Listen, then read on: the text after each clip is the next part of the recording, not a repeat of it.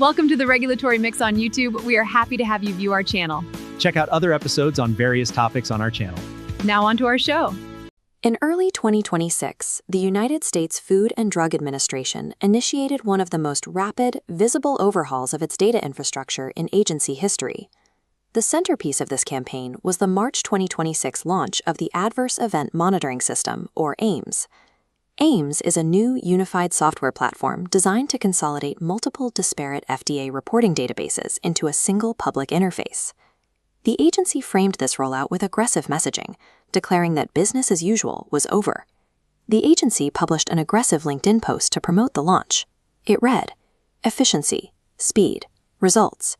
We are cutting the bureaucracy and putting Americans first." Former FDA leaders and industry veterans reacted to this post with shock. Current and former staff left comments calling the communication an embarrassment and a departure from traditional regulatory standards. This loud public spectacle over a new reporting dashboard draws attention away from a much more consequential shift. A massive architectural expansion is happening deep within the FDA's back-end infrastructure. While the FDA promotes the public AEMS dashboard, the agency is simultaneously publishing dense, redacted contract notices regarding its internal surveillance tools. This diagram illustrates the core difference between the two systems. AEMS, on the left, is a passive reporting system where the public submits complaints to the agency. On the right is Sentinel, an active post-market surveillance network that allows the FDA to directly query electronic health records and insurance claims across the country. The FDA is centralizing both of these tracks. By linking passive public complaints with active internal data queries, the agency expands its regulatory power over drugs, biologics, and medical devices. This creates a severe operational tension. The public front end is designed to save the government money. The internal back end, however, relies on an unfunded congressional mandate that the pharmaceutical industry is refusing to pay for. To understand the future of American drug safety, we must dissect both of these machines to see how they work, who controls them, and who is footing the bill. AEMS absorbs 7 outdated, disconnected databases that previously monitored everything from vaccines to cosmetics, including legacy systems like FAERS and VAERS. The new platform utilizes AI-based digitization tools to clean up unstructured patient complaints, formatting them into a unified, real-time data stream. The primary administrative and financial logic for this shift is speed. The FDA is moving from quarterly data dumps to real-time daily publishing on a public dashboard. Real-time publishing is designed to reduce the volume of Freedom of Information Act, or FOIA, requests. FOIA is a law requiring federal agencies to release information to the public upon request. By making the data instantly accessible, the FDA projects it will save $120 million in administrative costs over the next 5 years.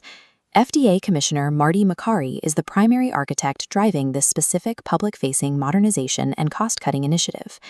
AEMS succeeds in delivering administrative efficiency and public transparency, but its architecture relies on passive, unverified data submitted by outsiders. The launch of AEMS does not change any legal adverse event reporting requirements for pharmaceutical or medical device manufacturers. Industry obligations remain the same. The FDA attaches a legal and scientific warning directly to the AEMS dashboard regarding the nature of the data. It explicitly states, "Existence of a report does not establish causation." A passive reporting system is instantly flooded with duplicate reports, incomplete data entries, and unverified claims from patients. AEMS suffers from a strict mathematical limitation. Because the total number of people using a specific medical product is unknown, the system cannot calculate actual incidence rates or establish a baseline level of risk. While the AEMS dashboard acts as a public relations tool for transparency, its unverified, passive nature makes it scientifically insufficient for the FDA to use as a standalone trigger for major regulatory actions. To find reliable safety signals, the FDA relies on Sentinel. It actively hunts for adverse events by querying millions of patient records. Sentinel's foundation is a distributed data partner network of commercial insurance claims and electronic health records.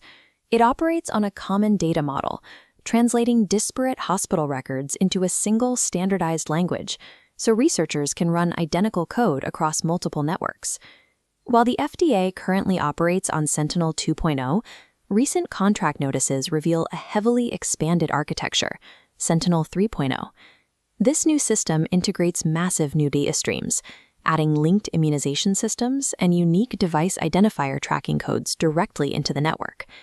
The new contract also introduces a Studies as a Service component. This feature provides the FDA with advanced AI-based analytics and pharmacoepidemiology on demand.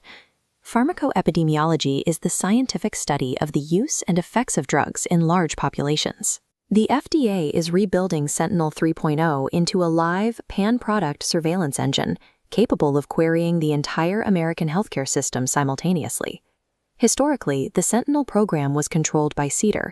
CDER is the Center for Drug Evaluation and Research, the FDA branch responsible for regulating human drugs. The new Sentinel 3.0 contract language contains a bureaucratic power shift hidden in plain sight. This organizational chart reveals the change. Sentinel 3.0 will be pulled out of CDER entirely and placed directly under the control of the FDA Office of the Commissioner. This maneuver forces cross-center centralization, stripping individual FDA divisions of their exclusive data silos, consolidating drug, biologic, and device monitoring under one roof. This governance shift establishes Sentinel as a centralized instrument of executive regulatory power. There is a fatal flaw in the FDA's plan for Sentinel 3.0, the funding mechanism. The legal requirement for active post-market surveillance, known as ARIA, is an unfunded mandate from Congress. ARIA, or Active Risk Identification and Analysis, is the safety assessment system operating within Sentinel. Because it is an unfunded mandate, it has no dedicated line item budget from the federal government. To build and maintain these surveillance systems, the FDA relies heavily on industry user fees negotiated through PDUFA. PDUFA allows the FDA to collect mandatory fees from pharmaceutical manufacturers to fund regulatory operations. During the upcoming PDUFA 8 negotiations, the pharmaceutical industry pushed back against the FDA's expansion plans. Industry representatives are questioning the cost-effectiveness of this massive post-market surveillance expansion, arguing that traditional monitoring methods are sufficient. The FDA is attempting to build an advanced, real-time surveillance state on a budget that the regulated industry refuses to subsidize. This complete blueprint visualizes the two halves of the FDA's data modernization. The left side, AEMS, dumps into a wide public square. The right side, Sentinel 3.0, feeds upwards directly to the Commissioner's office. On the front end, AEMS delivers on the administration's promise of radical transparency and immediate cost-cutting. On the back end, Sentinel 3.0 creates a quiet centralization of regulatory authority, aiming for a unified, AI-driven pan-product surveillance environment. The loud, real-time PR victories of the AEMS dashboard sit in contrast to the complex, unresolved contractual realities of the Sentinel expansion. The blueprint for a pan-product regulatory environment is designed, but it currently lacks the financial fuel to turn it on. This funding gap has left the FDA's active surveillance network in a precarious operational state. Because of the user fee stalemate, Sentinel 3.0 is effectively in limbo. The FDA has been forced to operate its existing systems on a temporary sole source bridge contract. To realize this integrated vision, the FDA Commissioner must either secure a massive new appropriated budget from Congress or break the industry user fee stalemate. The final battle over the future of regulatory surveillance will not happen in a server room. It will happen in the halls of government where the budget is decided. Until the money is found, the FDA's vision for real-time active surveillance remains just that, an ambitious blueprint waiting for a budget. Thanks for watching our show. If you like the show, please subscribe, comment, like, or share with a friend or colleague to keep the mix moving. Thanks again, and have a great day.